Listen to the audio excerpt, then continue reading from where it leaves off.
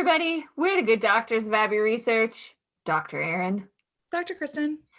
Our continuing coverage of Indian Culture Month has brought us to yet another film by Gurinder Chadha that was, this one was done 2 years before Bride and Prejudice, which we talked about a couple weeks ago.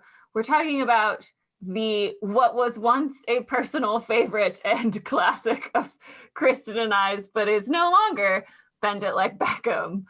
Don't have a lot to say, except it's very much a movie of its time in 2002, and it doesn't really hold up. There's a lot of comic homophobia. And misogyny. Lots of comic misogyny. Uh-huh. Lots of this really, what I thought was potentially romantic at like 18, 19 is in fact potentially a crime. It was so romantic, but I was like, you should not be having a relationship with your coach, who is, by all accounts, 24, 25. And you are, by all accounts, 16, 17, 18? She's just done her A-levels. No. So, I mean, like, personal choices, that's fine. But I think, like, if that worked out for you in your life, like, rock on. But there wasn't any clarity around it in the film. There was no... It was just all treated very like, we don't know what age they are. So, but both the actors are in their mid-20s, so it must be okay. And yet it was this very like, you still have to ask your parents for permission for everything. So I was like, this is uncomfortable. There's a power imbalance that like we didn't really talk about. Yeah, and it was just accepted as like, okay. Yeah. And like, so much of it wasn't okay. And like, we were watching it at the same time, but at different parts. So Dr. Kristen was a little bit ahead of me, but we were just like messaging back and forth. Like, he took them to a nightclub in Berlin. What category of players are these? Are they all under 18s? Are they like 18s to 21s? And she got on the team because she's so amazing? Like, what is going on? I know, but like Jules was going to go to university as well. And I was just like, so like that, it soured most of the movie for me because it's a huge plot line in it. And I was like, I don't feel okay with this anymore, which is funny because, age changes things. We were 19, 20, 19. When the movie came out, and I thought it was the most romantic thing. I don't even know if I investigated it that much as I just thought Jonathan Rhys-Meyers was the most romantic thing. Like, I don't know if that moment though, like legit that moment when he goes to her house in the white like dress shirt and he turns and like opens the door, like turns and goes, hi. And I'm like, oh, like our 18-year-old Aaron like melted, 37-year-old Aaron melted. He should always have his Dublin accent. So he should always be Irish forever and ever. I'm so mad that like all I'm gonna see him as is Henry VIII. Yeah. And he's been on like Vikings or something since. Yes. Then, like still British accent. Yeah. British accent. Yeah. I mean, in terms of Indian culture, I think a lot of it stands up in terms of the relationship between immigrants, Indians in England, and that kind of like tension between anglicizing themselves and adhering to traditions, and the generational differences on that perspective, and I even love what the commentary her dad made about cricket at the end. Like, the only people that lost when the racists made fun of me and I left, the only people that lost was me. Yeah. And I think that is still a conversation we're hearing in the UK, for sure, especially around Indian thing, the racial slur that was used against her, from what we understand from reports of professional footballers, that is still used. It still happens. Yeah. And kind of all of that, to the best of our knowledge, this is a good representation of that into weird integration that is happening and not happening. Like, curry is the national UK dish, and yet they're still really, discriminated against, like that weird tension that Britain bizarrely holds. And so as far as we know, this is still pretty, you know, and based on news reports and things like that.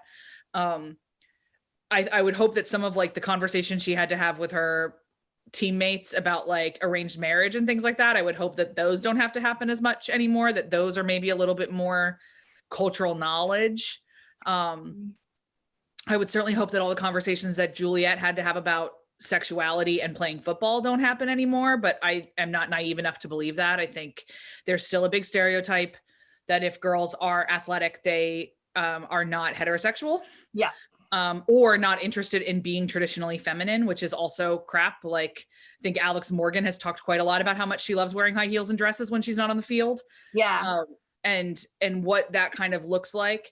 But you know, I just think living over there, like we never heard about the female cricket team or the female national team for Britain, like for England, which existed. And so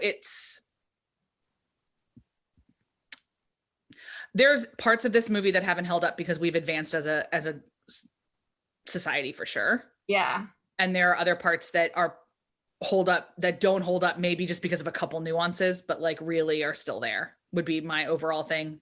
Yeah. And I think like that's the hard thing always when watching stuff like this, is to know that like, I do think a lot has changed in terms of women in sports. Yeah. But we still know like, women footballers especially are still dramatically underrepresented and underpaid. Yeah. Even though in a lot of instances, particularly in the United States, but a lot of instances they're better. They win more, they're more successful by all these metrics. And so, you know, I think we've changed a lot of the conversations around gender roles and sports.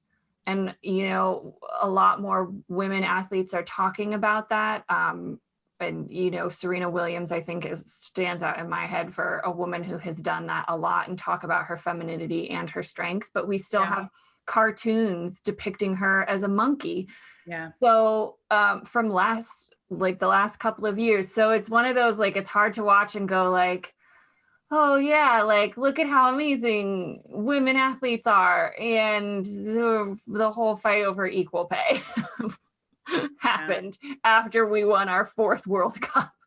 So it was, so it's with things like this that are hard to watch. And for those of you that have watched our coverage of the Shirley Chisholm documentary as well, that went up yesterday, you'll know that, like, you know, we've not come that far from 1972 either, which is always hard to stomach these days. Yeah. But, you know, like there's also, I can't think of another fictional movie with female footballers. So if you go in with this giant grain of salt, if this is an itch you need scratched, it's possible you'll enjoy it. The football's good.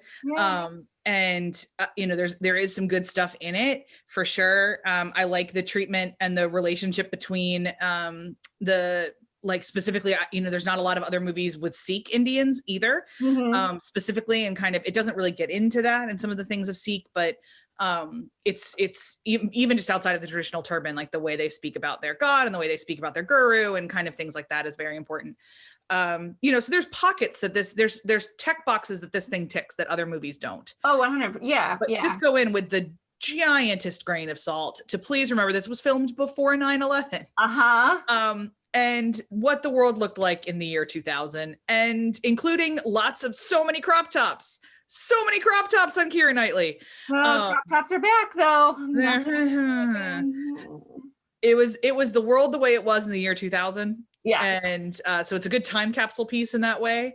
And anytime Jonathan Rhys-Meyers would like to film an actual romantic comedy with somebody potentially his own age and not directed by Woody Allen, boy, you just let yourself feel free. Whenever you're ready to tell those stories, Jonathan, we will be here to receive them. At your leisure. With your Irish accent, XOXO. XOXO. Marion Keyes probably has some scripts knocking around. You could just, you know, she's on the Twitter a lot. So just at her. Yeah, she responds. She's very active. She's very, very active. She has a lot of feelings about things right now. And I'm sure she has some feelings about writing a rom-com. So We've got options for you. We've got avail yourself of these options. In the meantime, we will see you guys next week for a deeper dive into cricket. That's right. Take care.